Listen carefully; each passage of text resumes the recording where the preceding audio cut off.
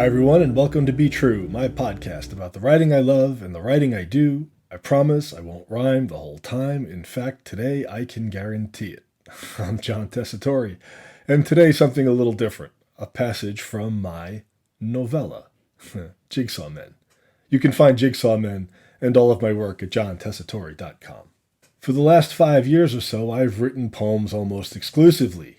I'm a professional writer and write and edit and ghostwrite all kinds of things for my clients all day, every day. And I write these podcasts and an occasional essay and social media posts, and every so often I go back to my 3-act play in progress. But for the last 5 years, I've written poems almost exclusively. And I think poems suit me. At least I hope they do, or I've been wasting a hell of a lot of time. But if you'd asked me about my creative focus 5 years ago, I'd have said it was fiction. I've always written poems, but for the longest time I thought my future would be in short stories and the occasional novel. And that didn't seem so outlandish. There were some indications that it might even work. Except that I found novel writing exceptionally difficult while I was holding down a full-time job. The last piece of fiction I wrote, before a long dry spell that ended 5 years ago, was Jigsaw Men. I started the book in 2007 when it was called Ghosts, and I worked on it for 5 years in my very limited spare time, and in that time, it became an obsession. You know the Edgar Allan Poe story, The Telltale Heart, in which the murderer hears his victim's heart beating under the floorboards? That was Jigsaw Men for me. It just wouldn't let me go. By 2012, something had to be done about this obsession, so I finished the book and self-published it, telling very few people that it was available. I just put it out in the world and tried to forget about it. And then, just as abruptly, I made it unavailable again, as one does when one suffers a crisis of confidence. And that was it, until a couple of years ago, after I'd started publishing poems pretty regularly and had slightly more confidence. I revisited the little book and found that I still liked it and published it again. So, despite my long apprenticeship in fiction writing, which is a story for another day, I'm more nervous about sharing today's episode than I have been since I started this podcast. Jigsaw Men is a post-apocalyptic fiction that I tried to keep as close to our lived realities as I could. That was the key for me, cranking up the pressure on the life and lives I knew without distorting them too much. It's set in a New England town much like the one I live in, based on a particular place I know well, a rural bit of land, an organic farm at the edge of a sprawling suburb. But the book takes place in the near future, in the wake of a war in which the U.S. and the world fares poorly. I imagine that a 21st century war, an all-out war, would bring with it a further degradation of the environment, and shortages of all kinds, in addition to the usual death and destruction. And I imagine that defeat and deprivation and environmental collapse, altogether, would shred our civil society. Remember, I started this book almost 2 decades ago, before our civil society started shredding itself from within, and before climate change really started to kick us around. So in a way, the book is prescient, except that I thought it would take a war to put us over the edge. Silly man. I called the main character Will Stark, names and words I liked for their thematic resonance. And here's the plot, which I will read from the back cover. Will Stark returns from war to a broken society struggling to make sense of defeat, a civilization in decline, an environment in ruins. After receiving a call from a stranger who has news about George Stark, the father Will never knew, Will drives to a distant suburb to see what, if anything, he can learn about his past. As Will pieces together his father's life, he creates a new life for himself and an active role in the life of a struggling community, only to become a soldier once again.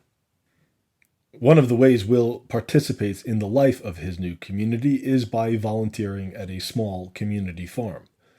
In the post-war society depicted in this book, community farms take on an outsized importance, and volunteering becomes a necessity and a responsibility. In the scene I'm about to read, Will puts in his first day of work at the farm, guided by a woman who is the farm's manager, and who is actually based on a woman I knew when I was doing my own farm work. I read this passage today for its subtlety.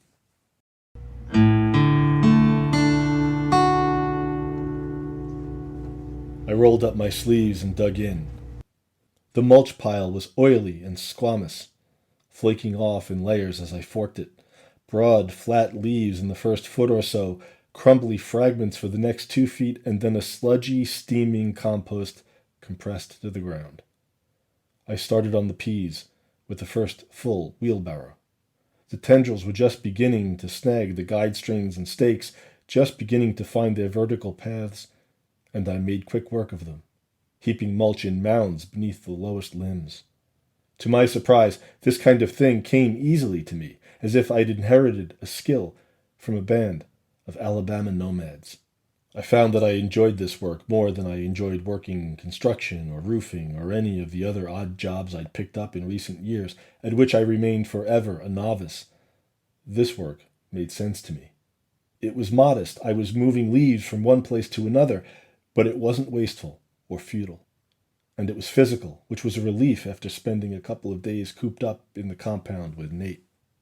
The sun cut sharply through a smoky haze, and I knew I'd have to take cover soon.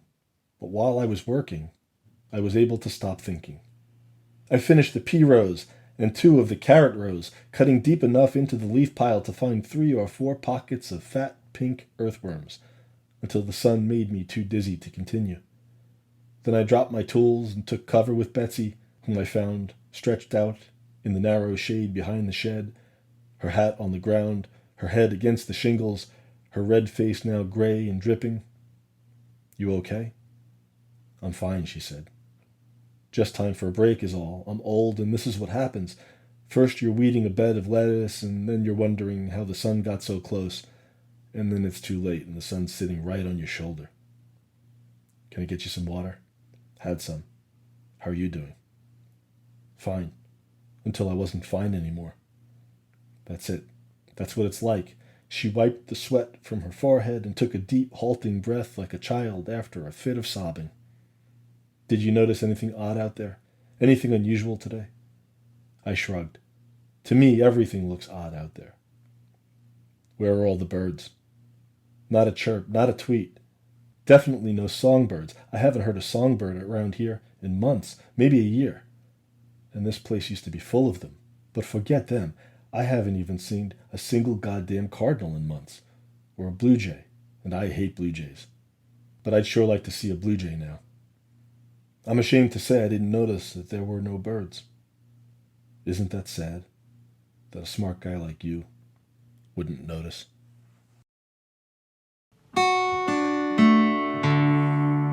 Before I read this passage, I said that I was reading it for its subtlety. I didn't mean that as a boast about my writing. I didn't mean that my writing is subtle. I meant that the scene itself is about subtlety. It's about a guy looking for signs, clues. Is this farm healthy? Will it sustain us? Are we okay here? Am I okay here? He studies everything very, very closely, the compost, the worms. He feels good about his work, and yet he misses important details. How the sun and heat were about to level him, and how there were no birds in the trees. He's trying to mend the world, but the world cannot be compartmentalized. Ecology cannot be compartmentalized. And no one lives apart. I'm reminded of John Donne. No man is an island entire of itself. Every man is a piece of the continent, a part of the main. I'm reminded of Walt Whitman. Every atom belonging to me as good belongs to you. I'm reminded of Woody Guthrie. This land is your land, this land is my land. And I'm reminded of something Bruce Springsteen used to say at the end of his concerts. Nobody wins unless everybody wins. These aren't cliches or cheap slogans. These are moral truths, and undeniably, they are ecological truths. We should remember them in this election season. And so, in the hope that you can find it in your heart to vote with someone else's problems in mind, they'll be your problems too eventually, even if you can't see how yet. This is John Tessitore concluding another installment of Be True. If you've listened this long, thank you. You can find all of my work, including Jigsaw Men, at johntessitore.com. But first, go outside, find a patch of grass, get on your hands and knees, and see what you see. Special thanks to me for today's theme music, which I call D-Chord. Maybe we'll talk again, and if you enjoy this little podcast, leave some stars or a review and tell your friends. In the meantime, I gotta feed the dog. All right, Luna, I'm coming.